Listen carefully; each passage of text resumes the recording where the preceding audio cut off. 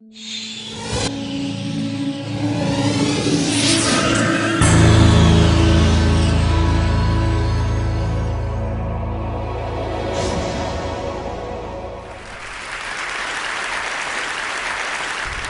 know, I'm struck by how one of the implicit themes of TED is compassion, these very moving demonstrations we've just seen, HIV in Africa, President Clinton last night. And I'd like to do a little collateral thinking, if you will, about compassion and bring it from the global level to the personal. I'm a psychologist, but rest assured I will not bring it to the scrotal.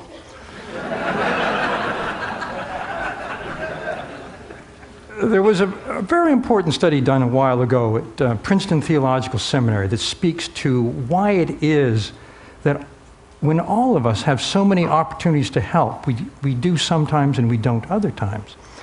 A group of divinity students at the Princeton Theological Seminary were told that they were going to give a practice sermon, and they were each given a sermon topic. Half of those students were given as a topic the parable of the Good Samaritan, the man who stopped the stranger to help the stranger in need by the side of the road. Half were given random Bible topics. Then one by one, they're told they had to go to another building and give their sermon. As they went from the first building to the second, each of them passed a man who was bent over and moaning, clearly in need. The question is, did they stop to help? The more interesting question is, did it matter they were contemplating the parable of the Good Samaritan? Answer, no, not at all. What turned out to determine whether someone would stop and help a stranger in need was how much of a hurry they thought they were in. Were they feeling they were late? Or were they absorbed in what they were going to talk about? And this is, I think, the predicament of our lives, that we don't take every opportunity to help because our focus is in the wrong direction. There's a new field in brain science, social neuroscience, that studies the circuitry in two people's brains that activates while they interact. And the new thinking about compassion from social neuroscience is that our default wiring is to help. That is to say, if we attend to the other person, we automatically empathize, we automatically feel with them. They're these newly identified neurons, mirror neurons, that act like a neural Wi-Fi, activating in our brain exactly the areas activated in theirs. We feel with automatically. And if that person is in need, if that person is suffering, we're automatically prepared to help. At least that's the argument. But then the question is, why don't we? And I think this speaks to a spectrum that goes from complete self-absorption to noticing, to empathy, and to compassion. And the simple fact is, if we are focused on ourselves, if we're preoccupied, as we so often are throughout the day, we don't really fully notice the other. And this difference between the self and the other focus can be very subtle. I was doing my taxes the other day, and I got to the point where I was listing all of the donations I gave, and I had an epiphany. I came to my check to the Seva Foundation, and I noticed that I thought, boy, my friend Larry Brilliant would really be happy that I gave money to Seva.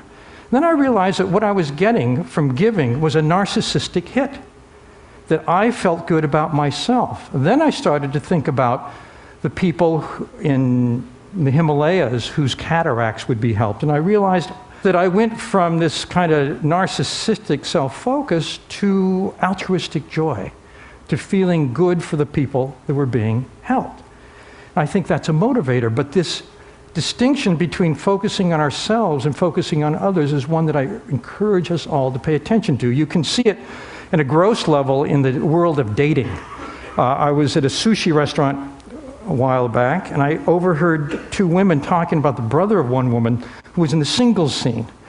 And this woman says, my brother is having trouble getting dates, so he's trying speed dating. I don't know if you know speed dating. Women sit at tables, and men go from table to table, and there's a clock and a bell, and at 5 minutes, bingo, the conversation ends, and the woman can decide whether to give her card or her email address to the man for follow-up. And this woman says, my brother's never gotten a card, and I know exactly why.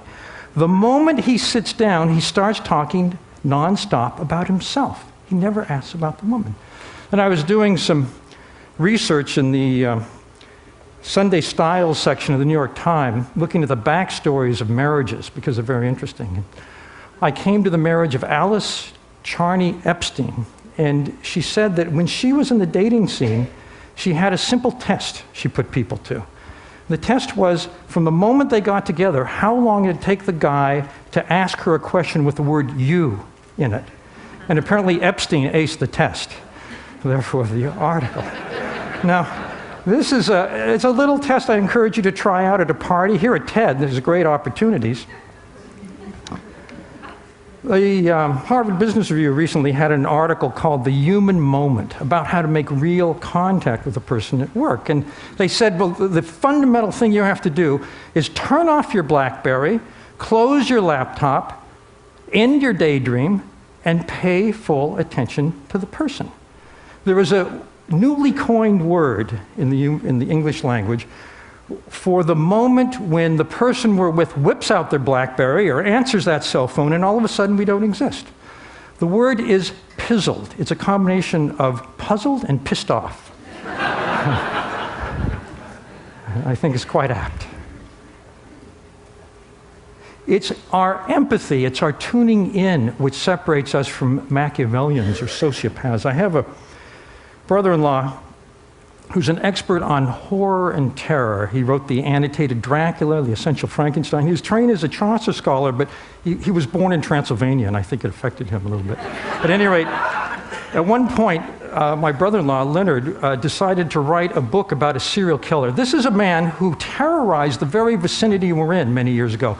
He was known as the Santa Cruz Strangler, and before he was arrested, he had murdered his grandparents, his mother, and 5 co-eds at UC Santa Cruz. So my brother-in-law goes to interview this killer, and he realizes when he meets him that this guy is absolutely terrifying. For one thing, he's almost 7 feet tall. But that's not the most terrifying thing about him. The scariest thing is that his IQ is 160, certified genius. But there is zero correlation between IQ and emotional empathy, feeling with the other person.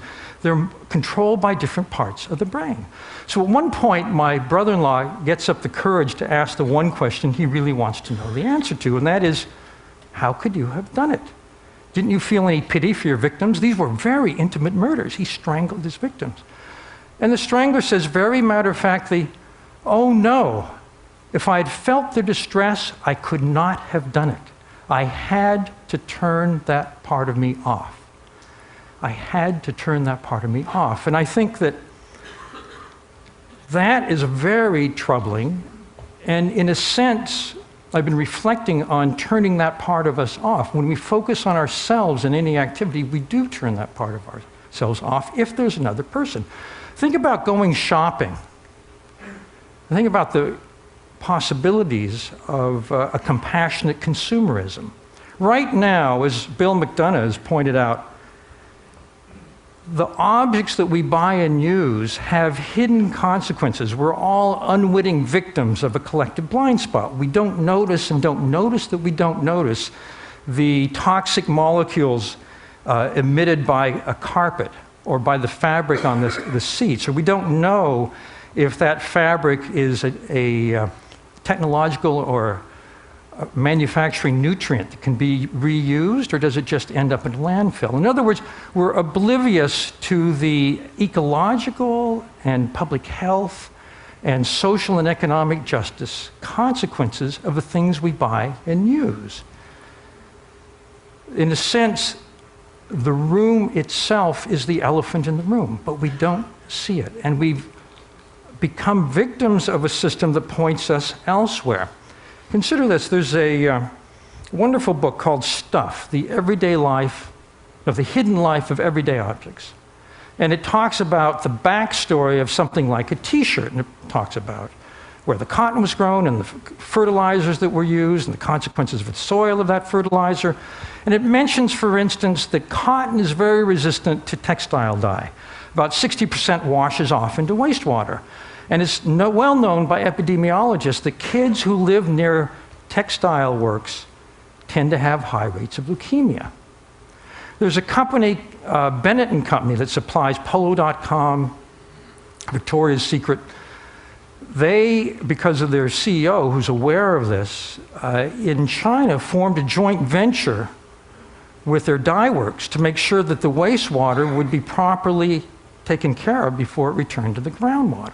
Right now, we don't have the option to choose the virtuous t-shirt over the non-virtuous one. So what would it take to do that?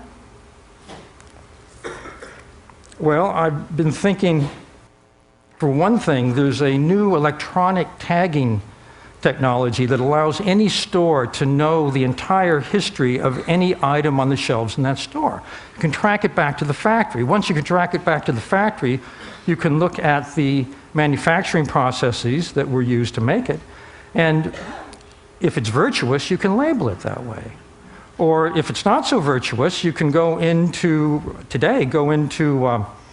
any store, put your scanner on a palm onto a barcode, which will take you to a website. They have it for people with allergies to peanuts. That website could tell you things about that object. In other words, at point of purchase, we might be able to make a compassionate choice. There's a saying in the world of information science, ultimately everybody will know everything. And the question is, will it make a difference? Some time ago, when I was working for the New York Times, it was in the 80s, I did an article on what was then a new problem in New York. It was homeless people on the streets. And I spent a couple of weeks going around with a social work agency that ministered to the homeless. And I realized, seeing the homeless through their eyes, that almost all of them were psychiatric patients that had nowhere to go. They had a diagnosis. Made me what it did was to shake me out of the urban trance where when we're passing someone who's homeless in the periphery of our vision, it stays on the periphery. We don't notice, and therefore we don't act. One day soon after that, it was a Friday, at the end of the day, I was going down to the subway. It was rush hour, and thousands of people were streaming down the stairs. And all of a sudden, as I was going down the stairs, I noticed that there was a man slumped to the side, shirtless, not moving, and people were just stepping over him, hundreds and hundreds of people. And because my urban trance had been somehow weakened, I found myself stopping to find out what was wrong. The moment I stopped, half a dozen other people immediately ringed the same guy. And we found out that he was Hispanic, he didn't speak any English, he had no money, he'd been wandering the streets for days, starving, and he'd fainted from hunger. Immediately, someone went to get orange juice, someone brought a hot dog, someone brought a Subway cop. This guy was back on his feet immediately. But all it took was that simple act of noticing. And so I'm optimistic. Thank you very much.